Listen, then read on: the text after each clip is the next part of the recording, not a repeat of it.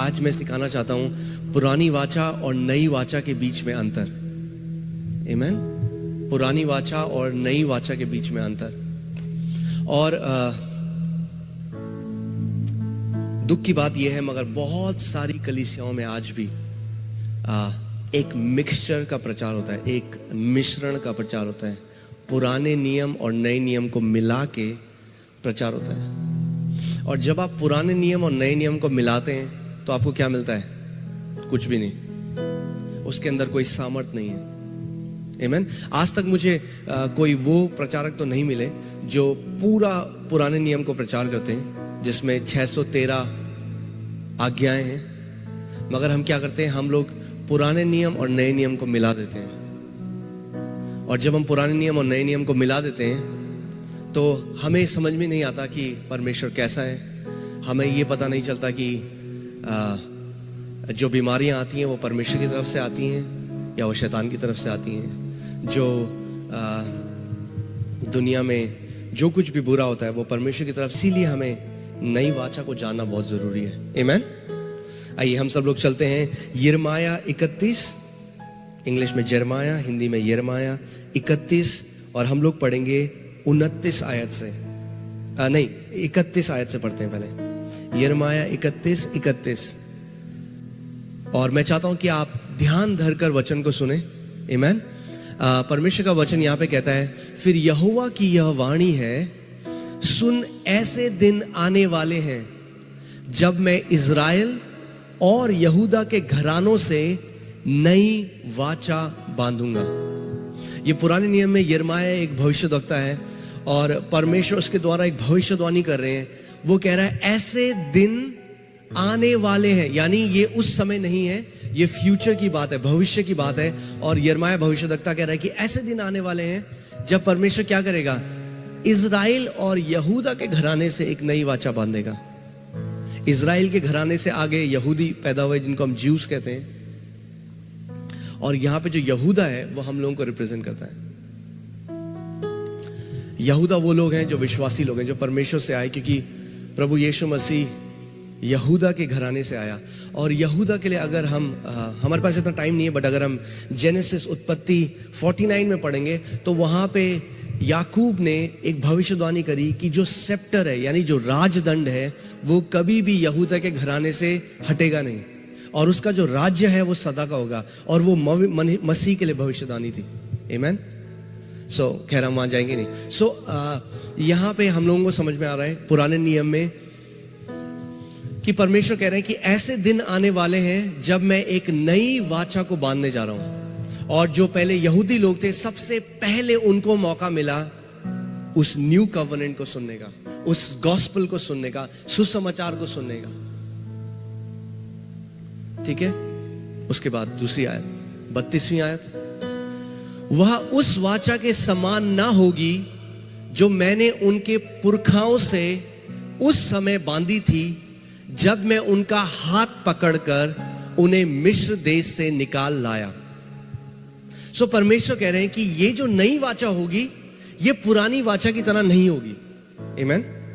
ये क्लियर हो गया कि ये जो वाचा होगी ये अलग होगी, ये पुरानी वाचा की तरह नहीं होगी। परमेश्वर कह रहा है कि पुरानी जो वाचा परमेश्वर ने बांधी थी वो ऐसी थी कि वो इजरायलियों को हाथ पकड़कर मिस्र से निकाल के लाया। किसका आप हाथ पकड़ के चलाते हैं?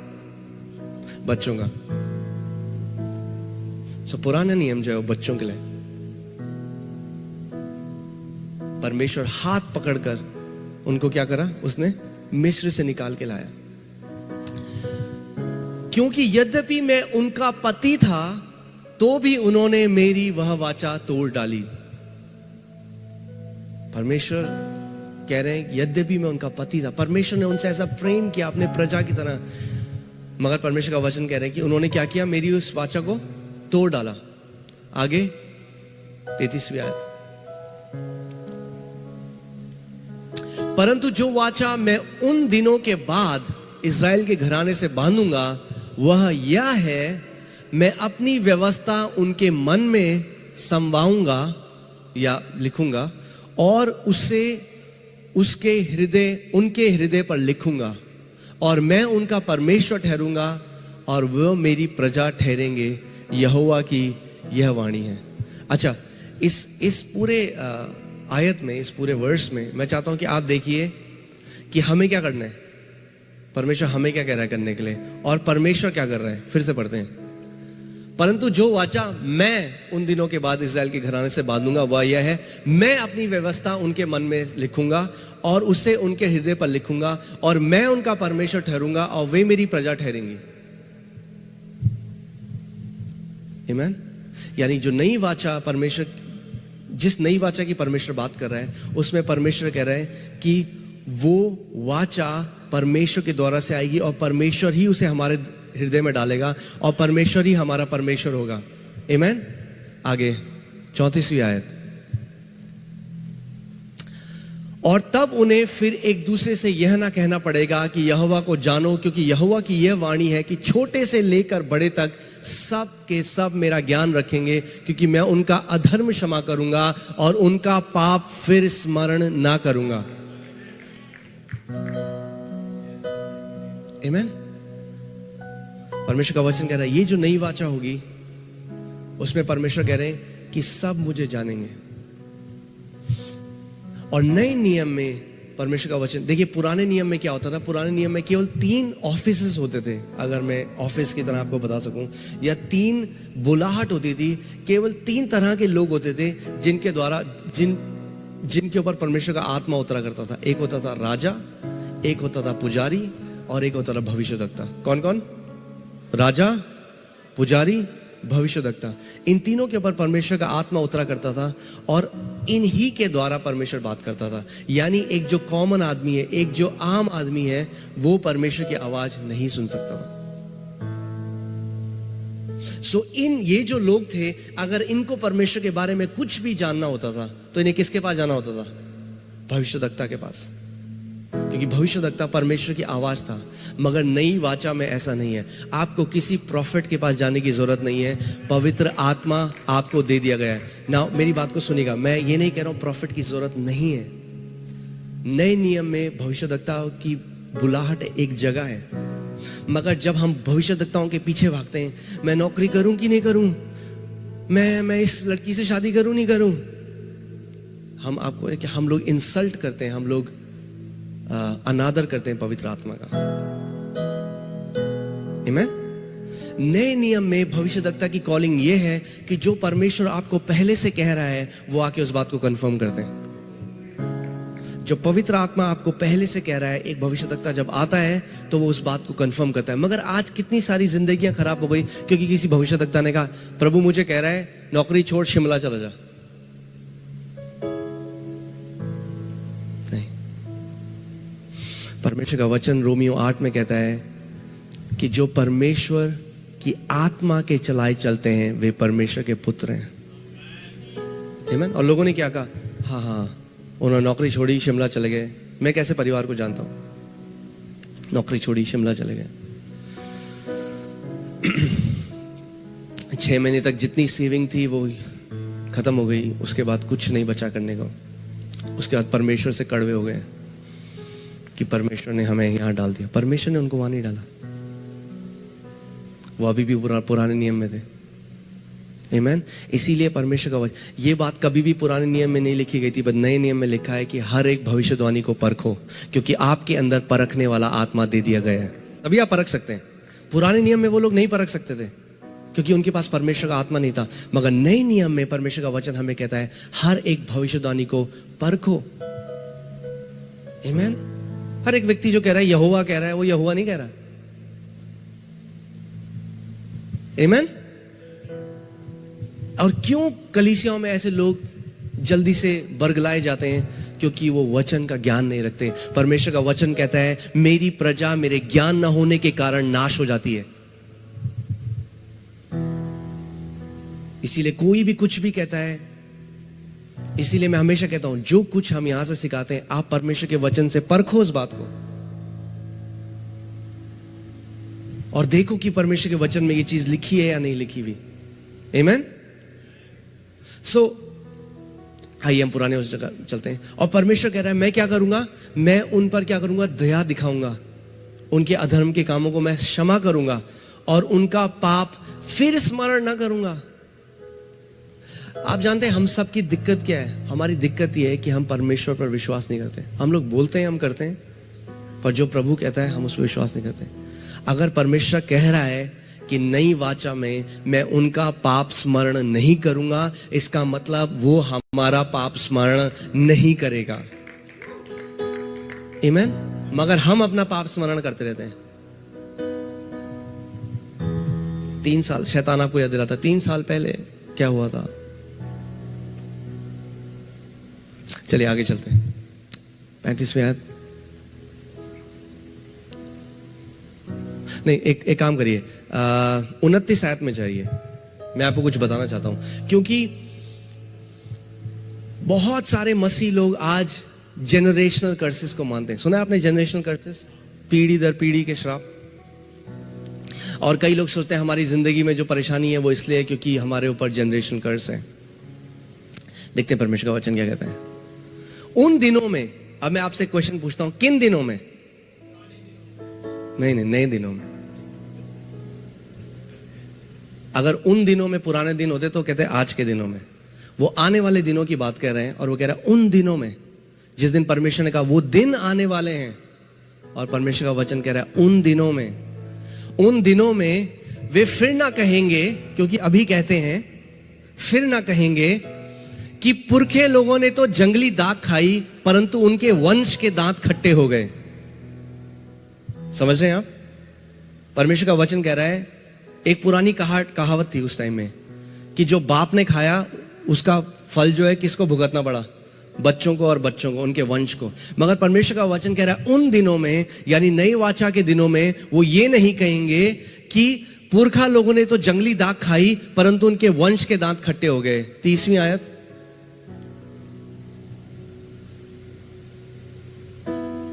क्योंकि जो कोई जंगली दाख खाए उसी के दांत खट्टे हो जाएंगे, और हर एक मनुष्य अपने ही अधर्म के कारण मारा जाएगा। यानी परमेश्वर कह रहा है हर कोई रिस्पॉन्सिबल होगा अपनी लाइफ के लिए। और आप जानते हैं पूरे नए नियम में एक भी आयत नहीं है जहां पे परमेश्वर कहता है कि हमारे ऊपर पीढ़ी दर पीढ़ी के श्राप हैं। सो जो प्रचारक ये प्रचार करते हैं वो क्या करते हैं? वो पुराने नियम से उसको लेके आते हैं। यही मैं कह रहा हूं, मिश्रण सिखाया जाता है। और इसीलिए आज इतने सारे विश्वासी जो हैं वो डरते हैं, वो सोचते हैं हमारे ऊपर जो है पीढ़ी दर पीढ़ी के श्राप हैं। क्योंकि अगर पीढ़ी दर पीढ़ी के श्राप नए नियम में भी हैं तो प्रभु यीशु मसीह ने फिर हमें पूरी कमांडमेंट नहीं दी सही।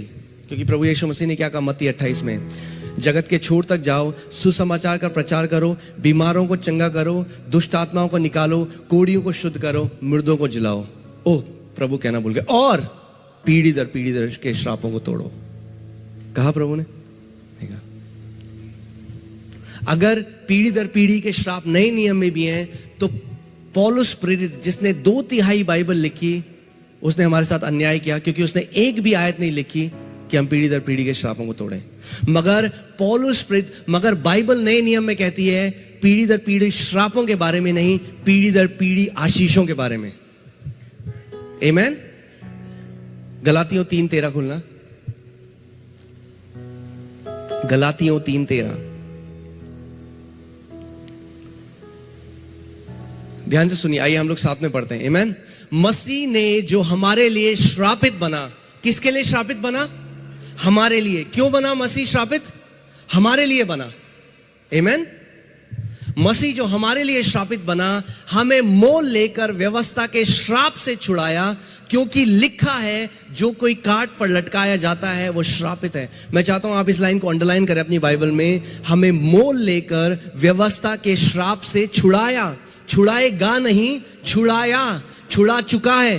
क्रूस पर मसीह ने हर एक व्यक्ति को जो उस पे है श्राप से छुड़ा दिया है।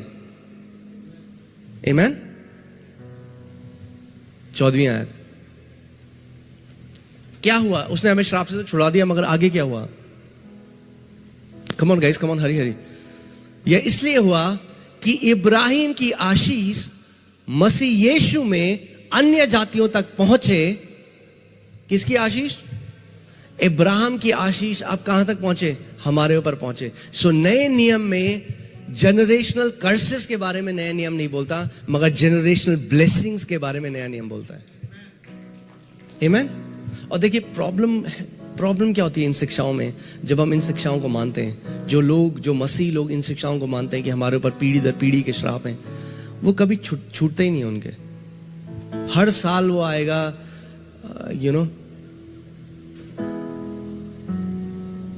हर साल बोला जाएगा, अरे तो श्राप चल रहा है तुम्हारे ऊपर, अरे ये श्राप चल रहा है। वो कभी टूटते नहीं है। मगर जो कोई मसीह यीशु में है उसके ऊपर क्या है? श्राप नहीं है मगर आशीष है। ओके आमीन। आगे चलते हैं।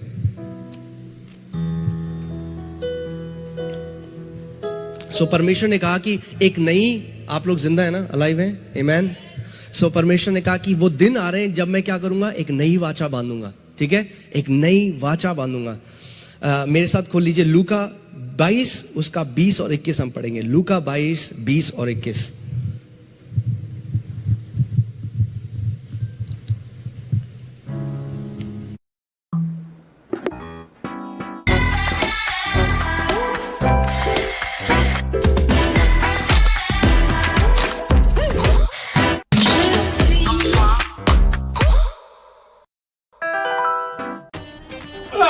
सर शॉट रेडी है सर। हमारा गर्दन छिल गया, इनको शॉट का पड़ा है। सर एक बार आप इसे ट्राई कीजिए। नया जिलेट गार्ड अब अनोखे सेफ्टी कोम के साथ। शेव कर बेफिकर जिलेट गार्ड से।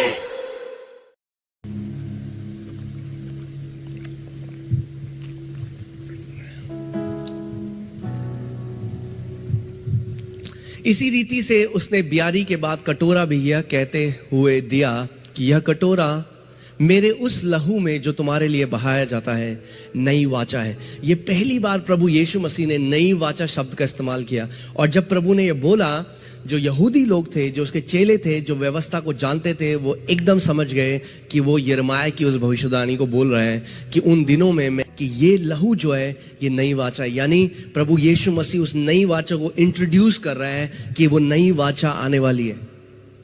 आमीन।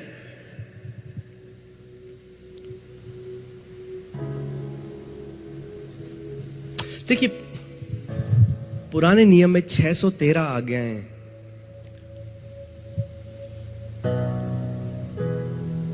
जब अगर हम समझेंगे नहीं कि मसीह का आने का मतलब क्या है, अगर आज भी आप अपने कर्मों से धर्मी होना चाहते हैं, तो परमेश्वर का वचन कहता है कि हम उसके अनुग्रह को तुच्छ ठहराते हैं। क्योंकि अगर आप कर्मों से धर्मी होना चाहते हैं तो फिर परमेश्वर का स्टैंडर्ड परफेक्शन है। ठीक है, जेम्स 2:10 खोल दीजिए, याकूब 2:10। देखिए मैं आपको कुछ बताना चाहता हूं। आमीन आमीन आमीन आमीन आमीन, हालेलुया। याकूब 2:10। क्योंकि जो कोई सारी व्यवस्था का पालन करता है, हो सकता है कि आप सारी व्यवस्था का पालन करते हैं, परंतु एक ही बात में चूक जाए तो वह सब बातों में दोषी ठहरा। सो परमेश्वर का जो स्टैंडर्ड है वो परफेक्शन है। परमेश्वर कह रहा है कि आपने पूरी व्यवस्था को पालन कर दिया। आपने कहा, मैं उस व्यक्ति की तरह व्यभिचार थोड़ा ना करता हूं, मैं उस व्यक्ति की तरह चोरी थोड़ा ना करता हूं, मैं ये थोड़ा ना करता हूं। मगर परमेश्वर का वचन कहता है, अगर आपने अपने हृदय में, यीशु मसीह ने कहा, नफरत करी किसी के लिए, तो आपने क्या किया? उनका मर्डर कर दिया। अगर आप एक बात में चूक गए तो आपने सारी 613 आज्ञाओं को तोड़ दिया। सो कोई भी, वी आर नॉट परफेक्ट। अगर आप इस बात को समझ सकें तो we are not perfect, we are perfected. कैसे बताऊं मैं आपको हिंदी में? हम लोग सिद्ध लोग नहीं हैं, हम लोग सिद्ध किए गए लोग हैं। आमीन। क्योंकि मुझे पता है कई लोग आज कहते हैं, अरे यार पवित्रता का प्रचार नहीं कर रहे हैं। नहीं, पवित्रता क्या है? पवित्रता फल है उस आत्मा का जो हमारे अंदर रहता है। हमारे कर्मों के द्वारा पवित्रता नहीं है। पवित्रता, कौन हमें पवित्र बनाता है? पवित्र आत्मा जब हमारे अंदर आता है वो हमें पवित्र बनाता है। आमीन। क्योंकि देखिए क्या लिखा है, आज तक मुझे कोई भी एक ऐसा मसीह नहीं मिला, मैं अभी भी वेट कर रहा हूं, शायद मिले आगे, जो इस आज्ञा को पूरी करता है। मत्ती 5:29 और 30। अभी 15 सालों में तो नहीं मिला, देखते हैं आगे मिलता है तो। मत्ती 5:29, यदि तेरी दाहिनी आंख तुझे ठोकर खिलाए तो उसे निकाल कर अपने पास से फेंक दे। प्रभु यीशु मसीह ये कह रहे हैं, क्या कह रहे हैं? कि अगर किसी की आंख उसे ठोकर दिलाए तो प्रभु क्या कह रहे हैं? प्रभु का सॉल्यूशन सिन के लिए बहुत सिंपल है। अगर आप व्यवस्था से पाप के ऊपर जीतना चाहते हैं तो प्रभु कह रहा है अगर आपकी आंख आपको ठोकर दिला रही है तो क्या करो? फेंक दे, आंख निकाल और फेंक दे। आप मिले हैं किसी ऐसे बंदे से अब तक जिसने किया हो? मैं नहीं मिला। चलिए, क्योंकि तेरे लिए यही भला है कि तेरी अंगों में से एक नाश हो जाए और तेरा सारा शरीर नरक में ना डाला जाए। 30वीं आयत, और यदि तेरा दाहिना हाथ तुझे ठोकर खिलाए तो उसको काट कर अपने पास से फेंक दे, क्योंकि तेरे लिए यही भला है कि तेरे अंगों में से एक नाश हो जाए और तेरा सारा शरीर नरक में ना डाला जाए। सो चलिए इमेजिन करिए, कल्पना करिए, राइट हाथ काट दिया आपने अपना, वो ठोकर दिला रहा था आपको, अब लेफ्ट हाथ ठोकर दिला रहा है फिर। मगर आप लेफ्ट खुद से नहीं काट पाएंगे, फिर आपको किसी की हेल्प चाहिए होगी क्योंकि राइट आप काट चुके हैं। मैं क्या कहना चाह रहा हूं, इस बात को समझिए। प्रभु उन घमंडी यहूदियों से यह बात कर रहा था जो सोचते थे कि हम कर्म में बहुत अच्छे हैं और दूसरों का न्याय करते थे, जो घमंड में जीते थे कि हम अच्छे हैं। प्रभु अगर अपने कर्मों से स्वर्ग जाना चाहते हो, अगर अपने कर्मों से तुम्हें उद्धार चाहिए तो फिर ये करो। मगर प्रेज गॉड, हमें उद्धार प्रभु यीशु मसीह पर विश्वास करके मिलता है। आमीन। सो मैं आपको नई वाचा और पुरानी वाचा के बीच में अंतर बताता हूँ। Hina can you put that? हमारे पास ज़्यादा समय तो नहीं है तो मैं जल्दी जल्दी आपको बताना पड़ेगा। सो जो पुरानी वाचा है वो क्या हमें नहीं करना और क्या हमें करना है वो लिखी हुई वाचा है। पत्थर पर प्रभु यीशु परमेश्वर ने पत्थर पर मूसा को लिख कर दी थी। मगर वो क्या है? वो लेटर है। इंग्लिश बाइबल क्या कहती है? वो लिखी हुई एक लेटर को क्या बोलेंगे?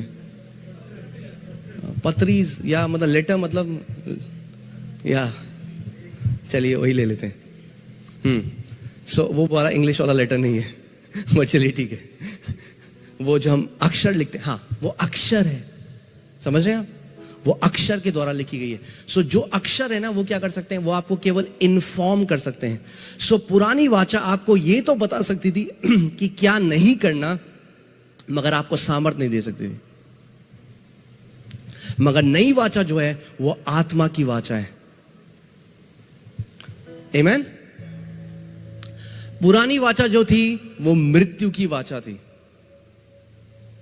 और ये बहुत दुख की बात है, कितने लोग आज भी पुलपिट से उस मृत्यु की वाचा का प्रचार करते हैं और इसीलिए इतने मसीह लोग मरे हुए हैं अपनी आत्मिक दशा में। दूसरा कुरिन्थियों 3:7 खोलना ही ना। दूसरा कुरिन्थियों 3:7 देखते हैं परमेश्वर का वचन क्या कह रहा है। आमीन। आप जीवित हैं? आमीन। चलिए, और यदि मृत्यु की यह वाचा जिससे अक्षर, ये देखिए अक्षर, जिसके अक्षर पत्थरों पर खोदे गए थे, यहां तक तेजों में हुई कि मूसा के मुंह पर तेज के कारण जो घटता भी जाता था। सो यहां पर पौलुस कौन सी क्या लिखा गया था पत्थरों पर खोदकर? 10 आज्ञाएं। आमीन। क्या लिखा गया था? 10 आज्ञाएं। और प्रेरित पौलुस कह रहे हैं कि वो 10 आज्ञाएं क्या थी? क्या थी? स्टार्टिंग में पढ़िए, मृत्यु की वाचा।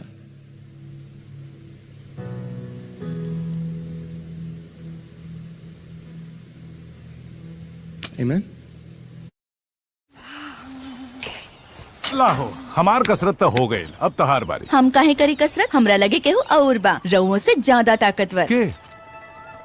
व्हील नींबू जैस्मिन के ताकत के संगे। नींबू के ताकत मई के बैंड बजाई और जैस्मिन कपड़न के फ्रेश बनाई।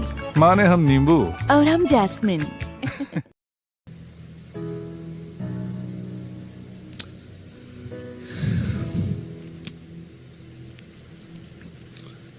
एक्सोडस 32:28 में जाना है ना।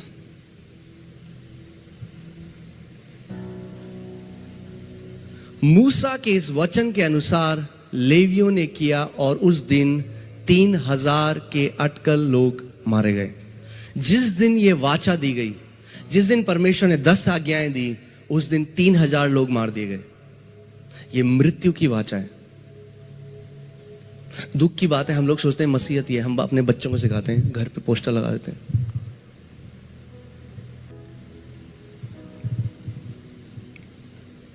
अच्छी बात तो है, अच्छी बात लिखी है इन 10 आज्ञाओं में, बुरी बात तो ना लिखी।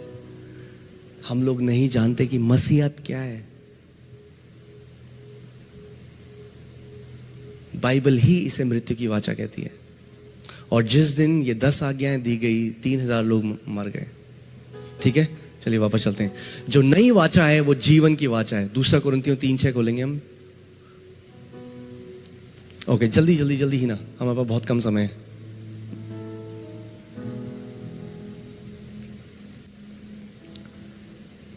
जिसने हमें नई वाचा के सेवक होने के योग्य भी किया, शब्द के सेवक नहीं वरन आत्मा के। क्योंकि शब्द मारता है पर आत्मा जिलाता है। आमीन। आज हम लोग केवल शब्द का प्रचार नहीं कर रहे जो केवल लिखा हुआ मरा हुआ शब्द है। हम लोग आत्मा, नया वाचा जो है, आमीन। आज हम लोग केवल शब्द का प्रचार नहीं कर रहे जो केवल लिखा हुआ मरा हुआ शब्द है। हम लोग आत्मा, नया वाचा जो है वो आत्मा की वाचा है। आमीन। वो जीवन देने वाली वाचा है। और अगर हम प्रेरितों के कार्य 2 में देखेंगे, जब पवित्र आत्मा आया जिस दिन, आप जानते हैं जिस दिन मूसा को जिस दिन व्यवस्था दी गई वो पेंतिकोस्त का दिन था। जब 10 आज्ञाएं दी गई, पेंतिकोस्त का दिन था। और नए नियम में प्रेरितों कार्य 2 में आप देखेंगे कि जब पेंतिकोस्त का दिन आया तो परमेश्वर का आत्मा अपनी भरपूरी में आया और उसने उन सारे 120 को भर दिया। और फिर पतरस ने प्रचार किया और क्या हुआ? 3000 लोगों ने उद्धार पाया, 3000 लोगों ने परमेश्वर का जीवन पाया। पुराने नियम में 3000 लोग मर गए, नए नियम में आत्मा की सेवकाई में 3000 लोग अनंत के लिए जीवित हो गए। आमीन। ये जीवन की आत्मा है। ठीक है, पुराना नियम क्या करता है? समझ पर पर्दा डाल देता है। इसीलिए जो लोग पुराने नियम में, वो आपसे बहस करेंगे, आपसे लड़ेंगे, मगर वो प्रभु के अनुग्रह को नहीं मानेंगे, क्योंकि उनकी समझ पे पर्दा आ चुका है। परमेश्वर का वचन ये कहता, देखिए, परंतु वे मति मंद हो गए। क्या हो गए वो लोग? वे लोग मतिमंद हो गए, क्योंकि आज तक पुराने नियम के पढ़ते समय उनके हृदयों पर वही पर्दा पड़ा रहता है, पर वह मसीह में उठ जाता है। पुराने नियम में क्या है? पर्दा पड़ा रहता है, मगर वो पर्दा कब उठता है? मसीह में। आमीन। मसीह को और पुराने नियम को आप नहीं मिला सकते, आप मिश्रण नहीं कर सकते। आप जीवन की वाचा और मृत्यु की वाचा को नहीं मिला सकते।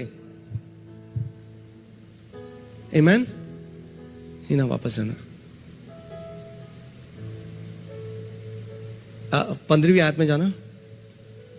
और आज तक जब कभी मूसा की पुस्तक पढ़ी जाती है तो उनके हृदय पर पर्दा पड़ा रहता है। बताइए, इससे ज्यादा सिंपल क्या हो सकता है?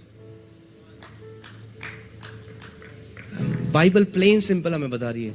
आज भी जब लोग वो मूसा की पुस्तक, आज भी आप देखेंगे ना, ये लोग निर्गमन में लिखा है उसने टैटू कर दिया, इसने लिखा है उसने बाल लंबे कर दिए। सो मतिमंद हो चुके हैं वो लोग।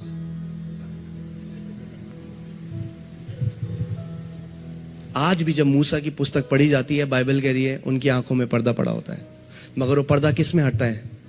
मसीह में।